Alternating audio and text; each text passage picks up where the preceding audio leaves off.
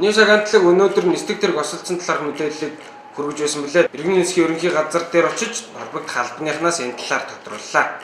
За Ажид хувьцат компани Mi8T загварын GU 5566 дугаартай нислэг тэрэг өнөөдрийн 12:45 Төв аймгийн Мөнгөн бүрт сумд буултын сүүлчийн үе шатанда салхины нөлөөнд орж хүчтэй газарснаас даагсан сугарсан ноцтой зуршил гарсан.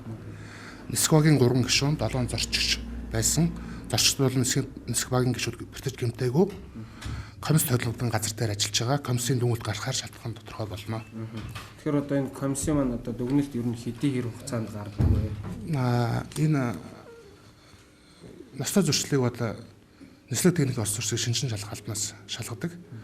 Тэгээд тэрээс тодорхойлсон хугацааг нь. Өнөөдөр одоо өдөр осолдсон Mi8 нислэг тэргийн одоо энэ ноцтой зөрчил гаргасан, буух үедээ ноцтой зөрчил гаргасан үйлдэлийг одоо бас хян шалгахаар зам тээврийн яамны харьяа нислэг техникийн осол зөрчлийг шинжилэн шалгах албанаас одоо томилогдсон одоо шалгалтын комисс очоод ямар ч сан шалгаж байгаа гэж байна. Тэгэхээр одоо энэхүү комиссын манд дүн мэдээ гаргахаар одоо жоохон энэхүү ноцтой зөрчил яг юунаас болсон гэдг нь одоо тодорхой болох юм да. Мөн давхар хэлэхэд ямар нэгэн байдлаар одоо энэхүү 3 нисгэгч 7 зорчигч одоо ямар нэгэн байдлаар бэртэж гэмтээгүй хүний амнаас эрсдээгүй гэдгийг албаныхан хэлж байна.